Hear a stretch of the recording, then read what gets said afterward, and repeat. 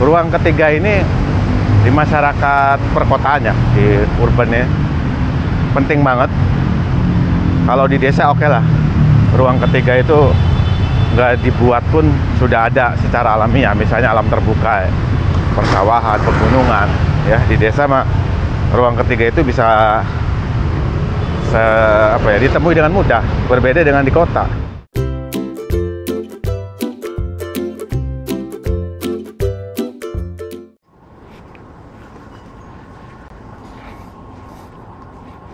Oke, selamat pagi. Assalamualaikum warahmatullahi wabarakatuh. Jumpa lagi dengan Babe Tasyona.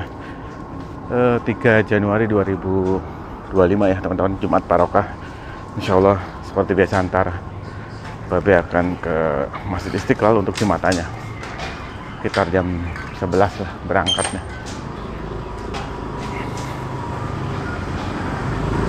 Teman-teman, Babe masih membahas terkait e-book ya yang diterbitkan Pemprov DKI Jakarta tahun 2022, yang waktu itu gubernurnya masih Pak Anies Baswedan ya. Buku itu diterbitkan dengan judul Jakarta Kota Kita. Itu bagus banget bukunya teman-teman. Buat teman-teman yang penasaran bisa unduh gratis ya. Ketik aja di Google ya, atau di mesin pencari Jakarta Kota Kita. Nanti biasanya ada di urutan pertama PDF. E-booknya itu PDF gratis. Kenapa mesti baca buku itu? Pertama teman-teman, karena di situ ada konsep atau gagasan bagus ya terkait ruang hidup kota modern yang aman dan nyaman, dan Jakarta menjadi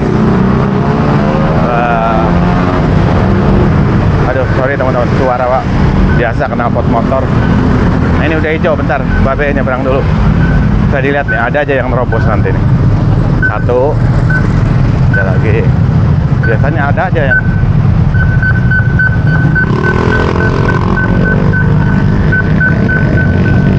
nanggung. Kita habiskan dulu.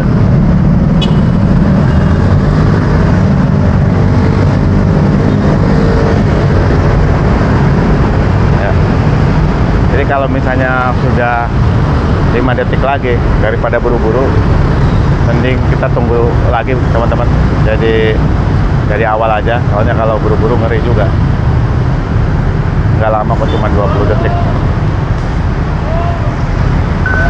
Ya, lanjut. Kalau nggak hati-hati dan waspada, ngeri nyebrang di sini. Buat pejalan kaki ini mahal banget ya harga kenyamanan. Ya, Babe lanjutkan ya teman-teman. Kenapa mesti membaca e-book ini? Yang pertama ya itu ada gagasan ya, gagasan membangun ruang hidup untuk kota modern ya, dan Jakarta tentunya menjadi apa ya yang menjadi pusat proses pembangunannya. Nah, gagasan yang menarik itu salah satunya ya seperti Babe bilang kan, di buku itu diceritakan bahwa mimpi kota Jakarta menjadi kota yang ramah untuk para pejalan kaki ya. Jadi ada yang harus dilakukan, diceritakan dalam buku tersebut. Babe udah bercerita di video sebelumnya. Salah satunya membangun ruang ketiga yang aman dan nyaman. Tentunya pokoknya ideal lah. Karena ruang pertama itu keluarga ya, di rumah gitu. Ruang kedua tempat kerja, dan ruang ketiganya itu ini area publik lah.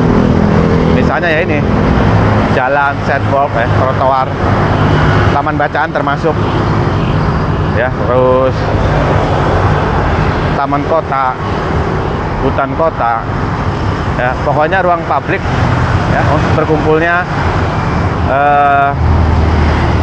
para warga ya untuk beraktivitas di situ. bisa untuk berbagi pengetahuan, diskusi, ya, terjadi interaksi lah di ruang ketiga itu. Nah, taman bacaan termasuk salah satunya.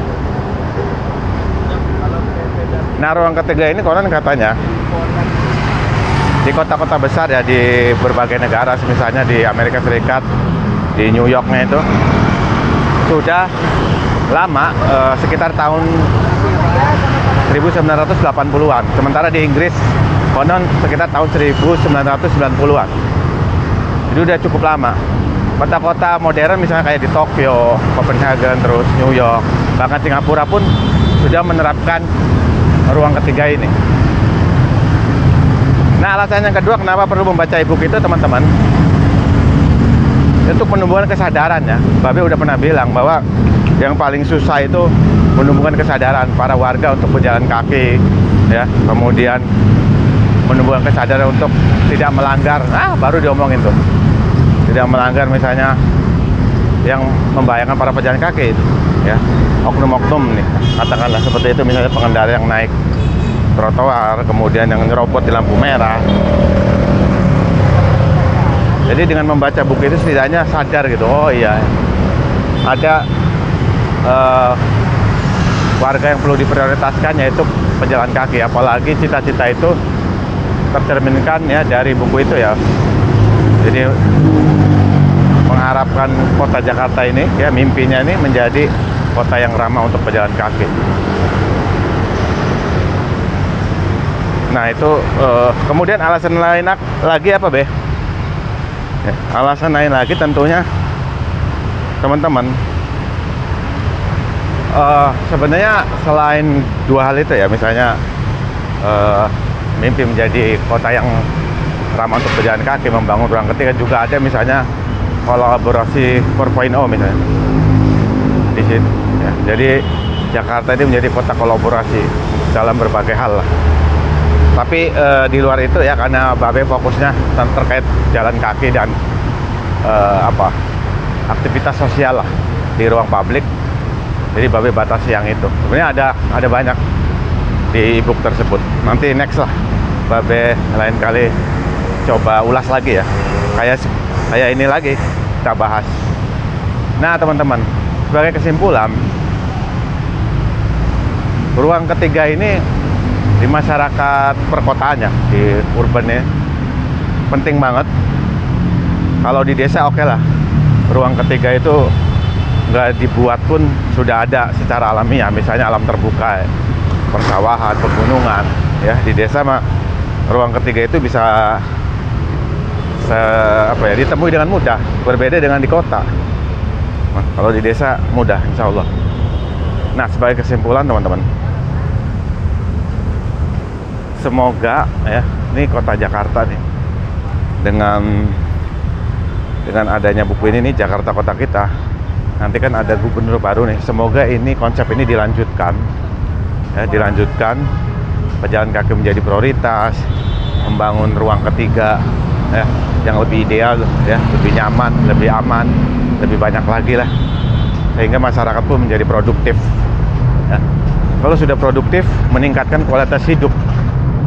Salah satu fungsi ruang ketiga itu meningkatkan kualitas hidup para warganya ya.